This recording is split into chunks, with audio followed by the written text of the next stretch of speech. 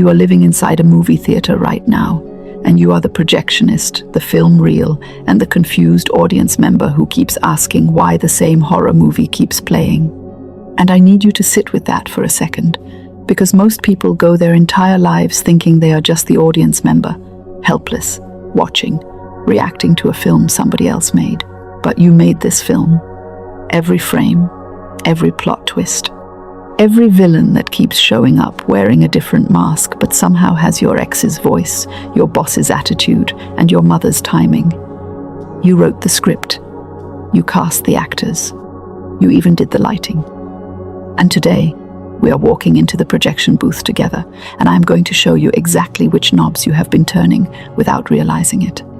Now, before you close this video because you think I am about to tell you that you manifested your own flat tire out of spite, stay with me. This is not about blame. This is not about guilt. This is about power. Real power. The kind that does not depend on your bank account, your relationship status, or whether your landlord finally fixed that leaking pipe. I am talking about the power of your own mind and the wildly simple, almost embarrassingly simple, truth that what you think about, you bring about. What you dwell on, you call in. What you become obsessed with, whether it is fear or faith, becomes the architecture of your entire life. Let's start here, because I think you deserve some honesty before we go any further. You have tried. I know you have. You have read the quotes. You have written the affirmations on the sticky notes and put them on your mirror. And then 2 weeks later, you caught yourself glaring at that same sticky note thinking, who wrote this nonsense? And why do I still feel broke? You have tried to think positive while your bills were staring at you like a disappointed relative at Christmas dinner. You have tried to visualize your dream life while your current life kept interrupting with parking tickets and group chat drama. And somewhere in there, a part of you started to wonder if this whole mindset thing is just something rich, well-rested people invented to sell books to tired, overworked people. I want you to know that suspicion is fair. I would have it too, if I only saw the shiny end result and never the mechanics underneath. So today, we are not doing shiny quotes. We are doing mechanics. We are doing the actual gears and pulleys of how thought becomes thing, so that by the end of this, you are not just hoping it works. You understand why it works. And more importantly, you know what to do about it starting tonight. Here is your core challenge, and I want to say it plainly, because dressing it up in fancy language would be doing you a disservice. Your mind has been running on autopilot, and autopilot was programmed by everyone except you. Your childhood, your culture, that one teacher who told you that you talk too much or dream too big, the uncle who said money doesn't grow on trees, as if you asked him for a tree, the version of the news that plays in the background while you eat breakfast, feeding you a steady diet of scarcity and disaster before you have even brushed your teeth properly. All of that got in, quietly, without asking your permission. And it built a kind of mental furniture in your head, and now you are trying to manifest a beautiful new life while sitting on furniture that was assembled by fear. And honestly, it is a wonder you have gotten as far as you have.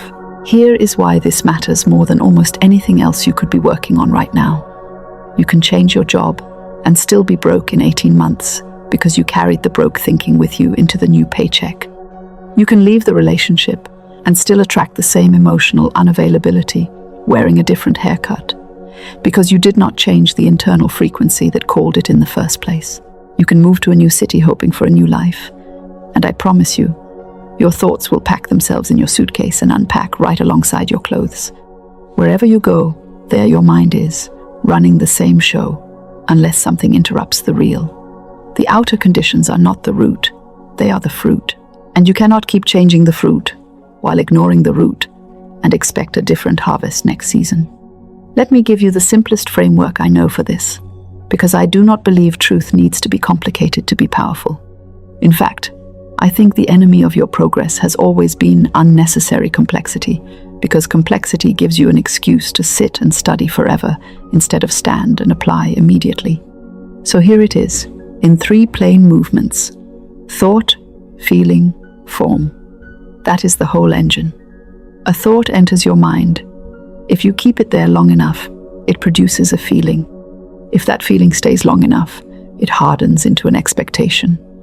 and an expectation, held with enough consistency, becomes the mold that your circumstances eventually get poured into. Thought, feeling, form. Say it with me, even if you are watching this on a treadmill or in traffic and people think you are talking to yourself. Thought, feeling, form. Because that is the entire operating system underneath everything we are going to talk about today.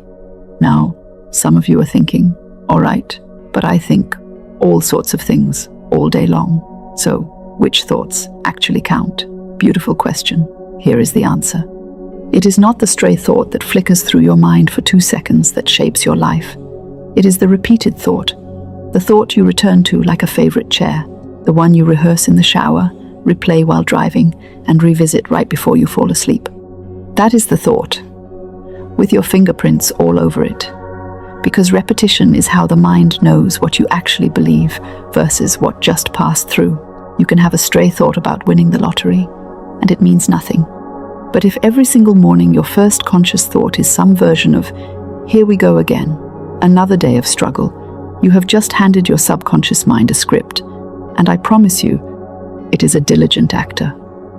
It will perform that script beautifully, with commitment, with consistency, and with props your conscious mind never even asked for. I want you to think of your subconscious mind like the most loyal assistant you have ever had, except this assistant has zero sense of humor and absolutely no ability to tell the difference between a joke and a command. If you keep saying, even jokingly, I'm always broke, or nothing good ever happens to me, or of course this happened, it's just my luck, your assistant is not laughing along with you. Your assistant is writing it down, filing it, building processes around it, making sure that reality lines up with the memo you just sent. This is why the words you use casually about yourself are far more dangerous than the beliefs you consciously hold, because casual words slip past your guard. You do not defend against them, because you were not trying to say anything serious. But your subconscious does not know the difference between serious and sarcastic. It only knows repetition and emotional charge. So starting today, and I mean starting the very next time you open your mouth, I want you catching yourself. Not perfectly, not obsessively, just catching yourself enough to notice the pattern. Let's talk about worry for a moment, because worry might be the most respectable form of negative manifestation there is. Nobody applauds you for affirming poverty out loud, but people will nod sympathetically all day long while you worry, because worry has been disguised as responsibility. Worry wears a blazer. Worry shows up to the meeting on time. Worry looks like you are being careful, being smart, being a realist. But strip away the socially acceptable packaging, and worry is simply using your imagination. That same glorious creative faculty that could be building your dream life, to rehearse disaster in vivid, technicolor detail instead. You are, quite literally, manifesting in reverse. You are describing to the universe, with great emotional intensity and impressive attention to detail, exactly what you do not want, and then feeling confused when it shows up looking suspiciously familiar. I am not telling you to never feel fear. I am not asking you to become a person who smiles blankly while their house is on fire and calls it manifestation. Feelings are information, and they deserve acknowledgement, not suppression. What I am asking is that you stop feeding fear the best real estate in your mind. Give it a moment. Let it visit. Do not give it the guest room, the kitchen, and the master bedroom too. There is a difference between feeling afraid and living inside fear as your permanent address. One is human. The other is a lease you keep renewing out of habit. Now let's get into something practical, because I promised you a framework, and frameworks without application are just decoration. Here is what I want you to understand about the words I am. Whatever you attach after those two words is basically a direct instruction to your subconscious mind, delivered without a middleman, without translation, without any filter. When you say, I am tired, you are not describing a temporary state. You are casting a small vote for identity. When you say, I am the kind of person who always figures things out, you are casting a different vote. Same two words, wildly different destinations. So here is a small, almost laughably simple exercise. For the next 7 days, I want you to become slightly obsessed with how you finish the sentence, I am. Not in a performative, forcing positivity, gritted teeth kind of way, but in a genuinely curious way, like a scientist studying their own language.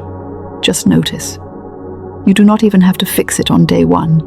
Awareness always comes before correction, and most people try to skip straight to correction, which is why the correction never sticks.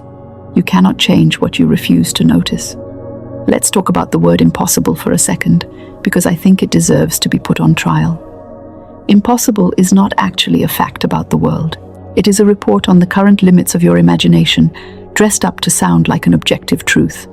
Every single thing surrounding you right now, the device you are watching this on, the chair you are sitting in, the electricity running through the walls, every bit of it was once inside the category of impossible, right up until someone decided to disagree with that label. Impossible is simply the last excuse the mind gives before it is asked to grow. And growth, contrary to what your comfort zone has been telling you for years, is not actually dangerous. It just feels unfamiliar, and your nervous system, bless it, confuses unfamiliar with unsafe about 90% of the time. I want to pause here and tell you something, because I think it matters, and I think you have earned some directness. Before we go further, I want to point you towards something that took everything we have talked about so far: thought, feeling, form, the subconscious mind, the I am statements, and put it into a single, guided companion you can actually work through step by step. It is called Command and Manifest, and it walks you through 9 spiritual laws that govern exactly the mechanics we are discussing today, laid out in plain, practical language, so you are not left trying to remember a video from memory 3 weeks from now, when old thought patterns try to sneak back in. Think of it as the reference manual for the projection booth. The link is in the description below if you want to go deeper than what one video can hold. Now, let's keep going, because there is a lot more ground to cover. Here is something people rarely tell you about this whole process, and I think it is the missing piece for so many of you watching. It is not enough to think a better thought once. You are not planting a seed and expecting a tree by lunchtime. Your current results, the ones you are unhappy with right now, are the harvest of years, sometimes decades, of a particular mental diet. And I say this with so much compassion, not to overwhelm you, but to free you from the unfair expectation that one affirmation said, with your eyes closed on a Tuesday, should undo 15 years of, "I'm just not lucky like that." Give yourself the same patience you would give an actual garden. You do not yell at a seed for not being a flower after 3 days. You water it, you keep the weeds out, and you trust the process happening underground that you cannot see yet. Let's talk about the weeds, because this is where most people quietly sabotage themselves without realizing it. You can plant the most beautiful new thought, something like, "I am worthy of ease and abundance," and then 5 minutes later scroll through social media and let comparison creep in, or let a difficult conversation with a family member reopen an old wound, and suddenly the weeds are back, choking out the very seed you just planted. This is not failure. I need you to hear that clearly.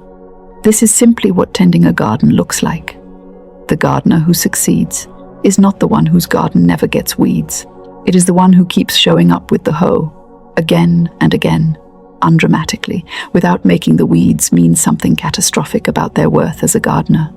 I want to introduce you to a small but mighty tool I like to call the interruption. Here is how it works. The moment you catch a familiar negative thought rising, and you will catch it, because awareness is growing in you right now just from watching this video, I want you to interrupt it out loud if you can, or firmly in your mind if you are in public and do not want to look like you are negotiating with an invisible roommate. You simply say, "Cancel that," and then immediately replace it with the opposite. Not a fake, forced greeting card version of the opposite, but a believable next step upward. If the thought was, "I will never get out of this financial mess," you do not have to leap straight to, "I am a millionaire," because your mind will reject that as an obvious lie and refuse to cooperate. Instead, you say something your mind can actually accept. Something like, "I am learning to handle money more wisely every day," or "Opportunities are finding their way to me now." Small, believable steps up the ladder, beat one dramatic leap that you do not actually believe, and that your subconscious mind, that loyal, humorless assistant, will flag as fraudulent and quietly refuse to process. Here is something wonderfully freeing that I want you to take with you. You do not have to control every thought that enters your mind. That would be an exhausting, impossible job. And frankly, thoughts arrive uninvited all day long, some of them ridiculous, some of them dark, some of them completely unrelated to anything happening in your life. What you are responsible for is which thoughts you entertain. Think of your mind like a house with an open door. People are going to knock. Random thoughts, old fears, intrusive worries, they will all knock. You are not to blame for the knock, but you get to decide who you invite in for tea and who stays standing on the porch. The moment you start treating every negative thought like an honored guest who must be served, seated, and listened to for hours, that is when it moves in and starts paying rent in your peace of mind. Let's talk about your environment for a moment, because your mind does not operate in a vacuum, and I would be doing you a disservice pretending it does. What you consistently expose yourself to becomes raw material for your thinking, whether you consciously choose it or not. If the first thing you do every morning is reach for your phone and consume 45 minutes of other people's carefully edited highlight reels, complaints, and outrage, do not be surprised when your own mind feels cluttered, comparative, and vaguely dissatisfied by 9 in the morning. You would not eat expired food and wonder why your stomach hurts. Treat your attention with the same seriousness you would treat your diet, because in many ways, it is an even more important diet. What you consistently feed your mind becomes the material it uses to build your entire perception of reality. I also want to address the people in your life, gently, because I know this can be a sensitive area. You cannot control other people's mindset, and honestly, that is not your job. But you can absolutely be discerning about whose commentary you give weight to when it comes to your dreams. Not everyone who loves you has vision for you. Some people love you and are terrified for you at the same time, and their fear gets dressed up as advice. Be careful. That's risky. Are you sure? Said enough times, in enough tones, can quietly become the soundtrack playing under your own decision-making, until you cannot tell if a hesitation is your own intuition or someone else's anxiety wearing your voice. You do not have to cut people off dramatically. You simply get to choose more carefully who you tell your unfinished dreams to, because unfinished dreams are fragile things, and they deserve to be shared with people who know how to hold them gently.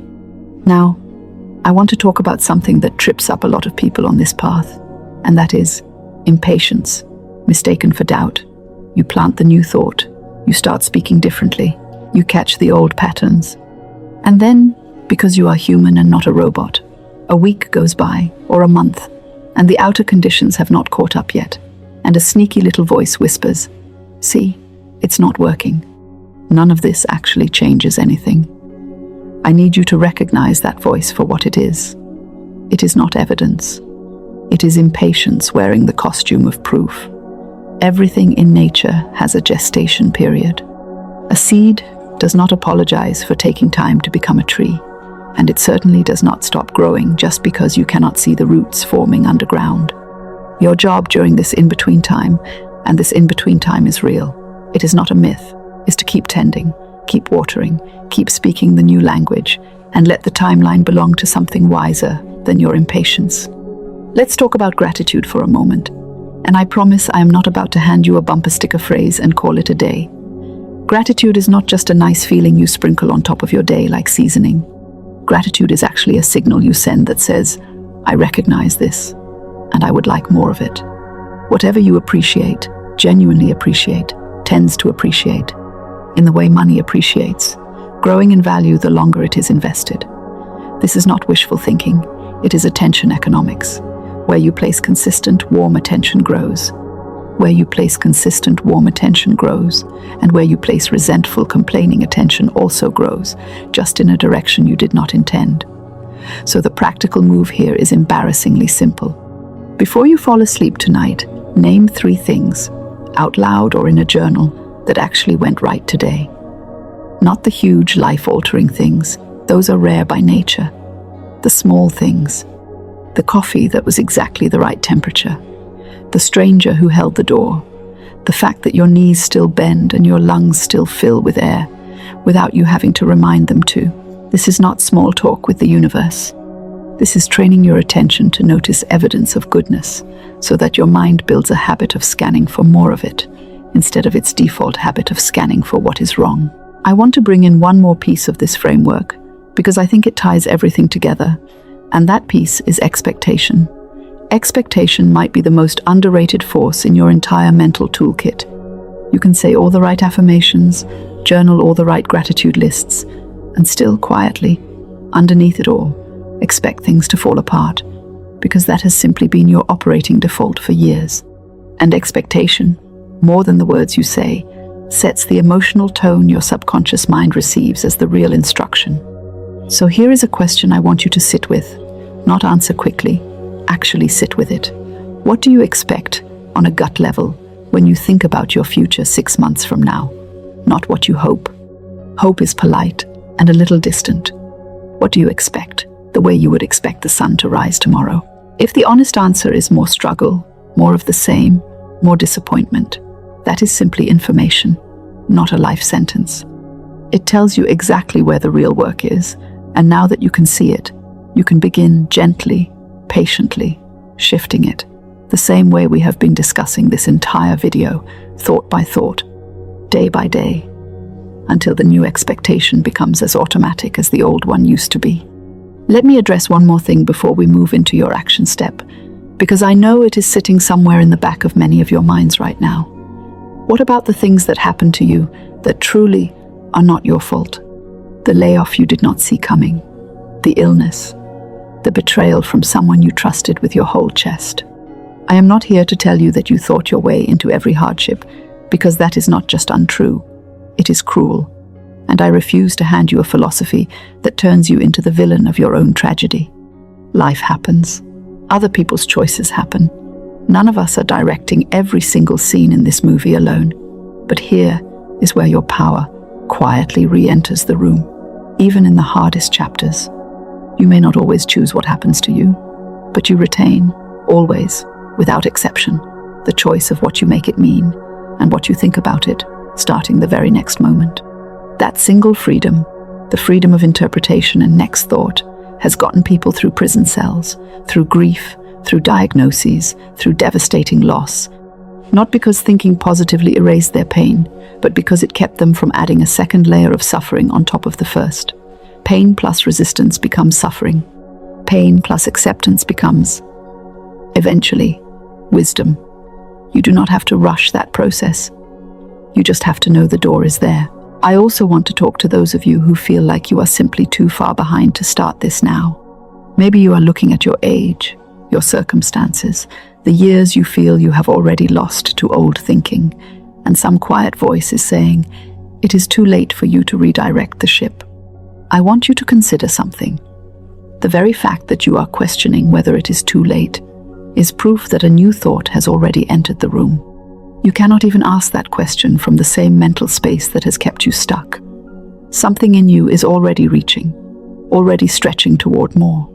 That reaching is not evidence of how far behind you are, it is evidence of how ready you actually are, whether you feel ready or not. Readiness, by the way, is wildly overrated as a prerequisite. Almost nobody feels fully ready before they begin anything worthwhile. They begin anyway, a little unsure, a little shaky, and the readiness catches up to them somewhere in the middle of the doing. Let's talk briefly about comparison, because I think it deserves its own moment here. It is nearly impossible, in this particular era, to think new, expansive thoughts about your own life while simultaneously measuring your unfinished chapter against someone else's highlight reel. Comparison is one of the fastest ways to smuggle old, scarce thinking back into a mind that was just starting to expand. The person you are scrolling past did not build their life on your timeline, with your history, your obstacles, or your specific assignment on this earth. Their chapter 12 is not a fair comparison to your chapter 2, and honestly, chasing someone else's storyline is a quiet, exhausting way to abandon your own. The moment you catch comparison creeping in, and you will catch it, because you are far more aware now than you were 40 minutes ago. Gently return your attention to your own page, your own progress, your own small wins from this very week. That return, practiced repeatedly, is itself a form of mental discipline. And mental discipline, not motivation, is what actually carries people through the entire arc of real change. One more idea before we land this plane, and I think it might be the most liberating one of the entire video. You do not need to believe the biggest version of your dream all at once. That expectation alone stops so many people before they even begin, because they think transformation requires an instant, unshakable, 100% belief in the whole finished picture. It does not. What it actually requires is belief in the very next step. You do not need to believe you will own the company. You need to believe you can send the one email today. You do not need to believe you will heal every wound from your childhood by next Tuesday. You need to believe you can have one honest, kind conversation with yourself today. Big transformation is simply an accumulation of 1,000 small, believable next steps, taken consistently, long after the initial excitement of starting has worn off. Consistency, not intensity, is the quiet secret behind almost every meaningful change you have ever admired in someone else's life. I want to give you something to do the moment this video ends, because insight without action is just entertainment, and you did not come here for entertainment. You came here because some part of you is ready for something to actually shift. So here is your one small step, and I want it to be almost laughably manageable, because the goal is momentum, not overwhelm. Tonight, before you go to sleep, I want you to pick one repeated negative thought you have been carrying. Maybe about money, maybe about love, maybe about your own capability. And I want you to write down its opposite, phrased in a way that feels believable to you, not a fantasy version, a believable next step. Then I want you to say that new sentence out loud, slowly, 3 times, right before you close your eyes. That is it. That is the whole assignment. Small, doable, and exactly the kind of seed that, watered daily, becomes impossible to ignore within a matter of weeks. And if you want a full, structured path through this work, something that takes you law by law, principle by principle, well beyond what a single video could ever hold, that command and manifest guide I mentioned earlier walks you through exactly that, in plain language, at your own pace, and the link is sitting right there in the description whenever you are ready for it. I also want you to do something right now, before you close this tab or swipe to the next video, because engagement is not just a favor to me, it is actually part of your own process. I want you to comment one word below, just one word, describing the thought you are choosing to release starting tonight. Not because I need to see it, though I will, but because putting it into words, publicly, in front of witnesses, even strangers on the internet, adds a layer of commitment that thinking it privately simply does not carry. There is something about declaring a thing that moves it from vague intention into real decision. So go ahead, one word, in the comments, right now. Before I let you go, I want to leave you with this. You did not come into this world with a manual telling you which thoughts to think. And honestly, most of us built our mental habits by accident, absorbing whatever was around us, the way a sponge absorbs whatever water it happens to sit in. But here is the beautiful part, and I want you to really receive this before you go. The same mind that accidentally absorbed fear can just as easily, on purpose, absorb faith. The same repetition that built the old patterns can build new ones. You are not stuck with the mental furniture you inherited. You get to redecorate, slowly, patiently, one thought at a time, but completely, eventually, undeniably. The mind that got you here is not a life sentence. It is simply the starting point, and starting points exist for exactly one reason, so that you can move from them. So here is where we leave it for today. Watch your words, especially the casual ones. Guard your attention like it is the most valuable currency you own, because it is. Give the weeds a little less power and the seeds a little more water. Interrupt the old thought, replace it with a believable new one, and trust the gestation period even when you cannot see the roots forming underground. Thought, feeling, form. Say it one more time with me. Thought, feeling, form. That is the whole engine, and now you know how to drive it. If this video moved something in you today, even a little, even just enough to make you sit up a bit straighter, do me a favor and subscribe, because we are doing this work together every single week, one honest, practical video at a time. Share this with the one person in your life who needs to hear that their mind is not their enemy, it is their most underused tool. And if you have not already, go check out that command and manifest guide linked below. It was built for exactly this moment, the one where you are ready to stop reading quotes and start rebuilding the actual architecture of your thinking. I will see you in the next one. Until then, watch what you think, because you, more than you have ever realized, are becoming it.